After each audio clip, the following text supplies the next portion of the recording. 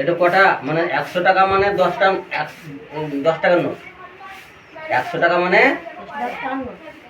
10টা 10 টাকার নোট। কি বললাম? তাহলে এটাকে 10 ধরতে হবে। টাকা যখন গুনতে যাবা তখন 10 ধরতে হবে। 10। তাহলে 20টা 10 টাকার নোট হলে কত হবে? 20টা 200 আর 200 20টা 200 হলো। আর 50টা 10 টাকার নোট হলে কত হবে? 50টা 10 টাকা নোট হলে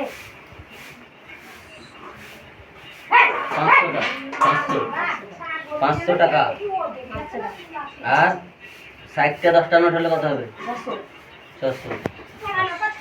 70টা 10 টাকার নোট হলে কত হবে? 700।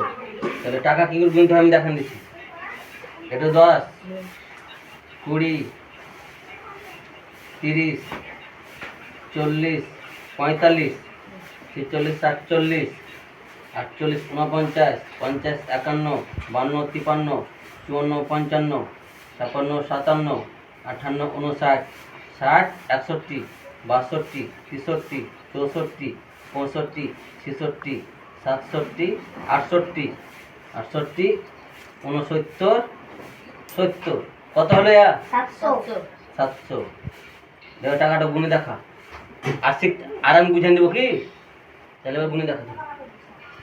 এটা থাকলে দেখো 10 জোরে গুনবি। 30,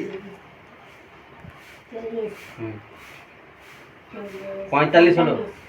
45, 46, 47, 48, 49, 50, 51, 52, 53, 54, 55, 56, 57, 58, 59, 60, 61, 62, 63, 64, 65, 66, 67, 68, 69, 70। তাহলে কত হলো টাকাটা? 700।